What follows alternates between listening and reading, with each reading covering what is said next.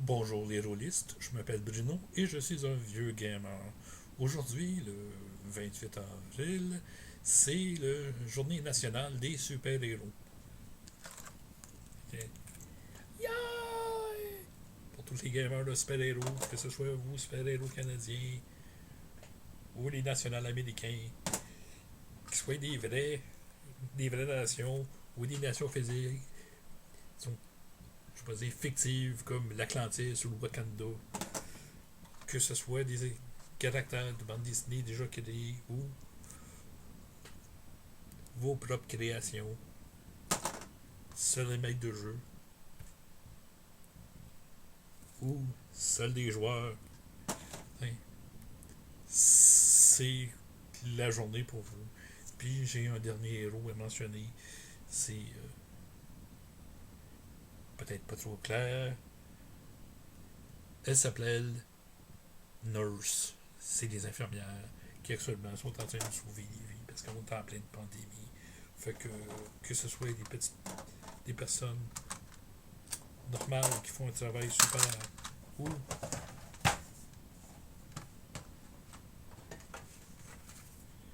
des teams au complet de super-héros. Si ils vous ont réchauffé le cœur, supporté pendant que vous aviez des difficultés, juste en vous remontant le moral. Ouais, c'est nos héros. Ouais.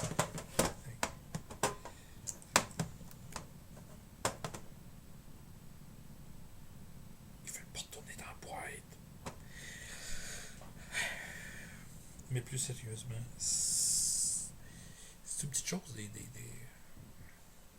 qui est des super-héros de bande dessinée et de jeux de rôle. Et les équipes nationales. Euh, Il y en a qui en font plus que d'autres. DC, par exemple, hésitait beaucoup à les faire, puis mettre moins de focus dessus pour ceux qui ont. Alors que Marvel a été patriotique, mais pas juste avec les États-Unis, puis comme je dis, avec Namor ouais, ou Black Panther, qui sont les héros nationaux de fausses nations, ils ont fait vraiment des héros nationaux pour plein de nations, des équipes pour l'Europe au complet, la Grande-Bretagne en particulier. Euh, Officiellement, le plus vieux héros en chronologie, c'est un héros national. C'est. Ouais. Euh, Union Jack, qui date de la Première Guerre mondiale, qui est un commando en costume moulant noir avec un masque britannique, avec un revolver et un couteau. Aucun super pouvoir, c'était juste un bon athlète. Mais c'était un commando dans le fond. Euh, L'original avait survécu jusqu'à la Deuxième Guerre mondiale, mais c'est son fils qui a pris le relais. Mais ils ont fait des équipes nationales russes, ils ont fait des équipes japonaises, ils ont fait autant des équipes que des individus pour la Chine. Euh, ouais. Hein. Ils en ont fait pour l'Amérique du Sud, ils en ont fait pour l'Afrique. Euh, Pourquoi pas vous dans vos propres partis faire une équipe nationale? Euh, ouais, ça va peut-être vouloir dire que vous allez brasser un drapeau, que ce soit celui du Québec ou du Canada, peut-être même celui de la France, si vous voulez. Euh, des fois, il faut faire attention. Par exemple, euh, quand que les 4 fantastiques ont la chose des 4 fantastiques a été en France puis a rencontré le team français, donc il y a juste un caractère qui s'est démarqué puis qui est resté dans les bandes dessinées. Euh, c'est Phantom X.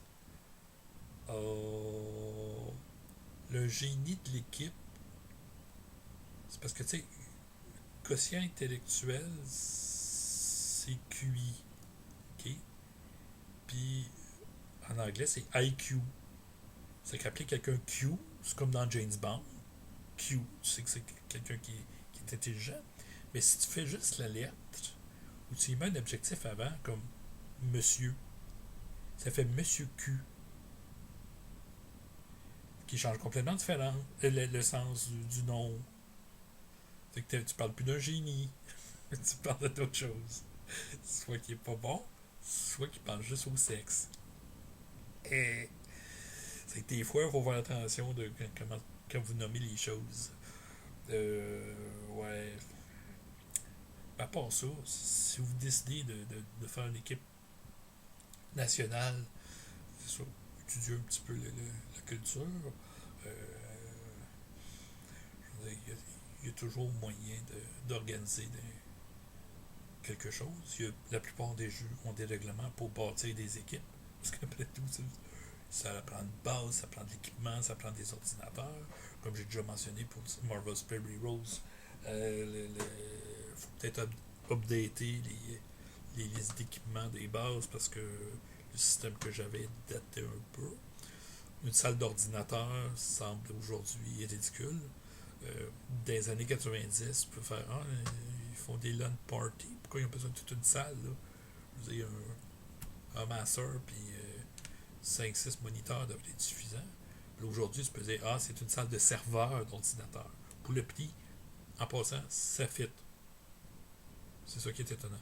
La puissance des ordinateurs a augmenté incroyablement. Oui. La grosseur des ordinateurs personnels a diminué. Oui. Mais si tu dis, ils ont leur propre serveur pour leur donner, c'est qu'ils peuvent protéger les informations qu'ils ont. Là, ça se tient plus. Mais, ça, créer des véhicules pour votre team de super-héros, c'est pas tout le monde qui a les pouvoirs de se déplacer ou c'est qu'il faut transporter de l'équipement. Ce genre de détails-là peut être intéressant à faire dans une équipe nationale. Gérer ça en arrière. La relation avec le gouvernement. À quel point ils se font gérer de près ou c'est quoi les relations avec leur contact gouvernemental. Par exemple, Alpha Flight, il y avait 2 contacts. Un civil qui travaillait pour le premier ministre, qui s'appelait Gary Coody, et un général, le général Clark, qui lui travaillait pour l'armée canadienne. Le général Clark était anti-super-héros. Lui était vraiment là pour s'assurer qu'il run comme il faut. Il allait taper ses doigts du monde si, hey, j'ai quelque chose dans les cheveux puis ça m'agace.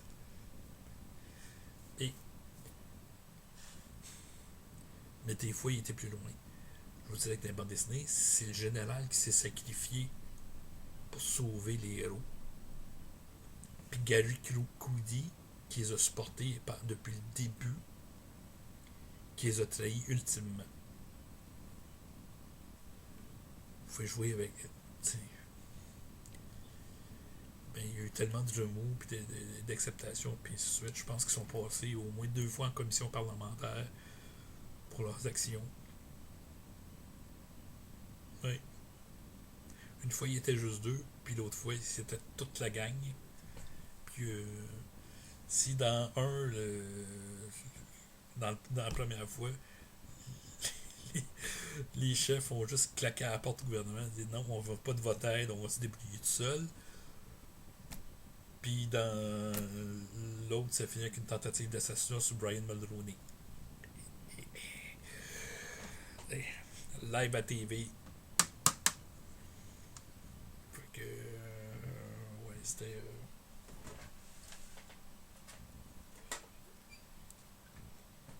C'était lui qui a fait le coup. Wild Child, l'enfant sauvage. Il voulait pas retourner dans la rue. Traité comme un animal.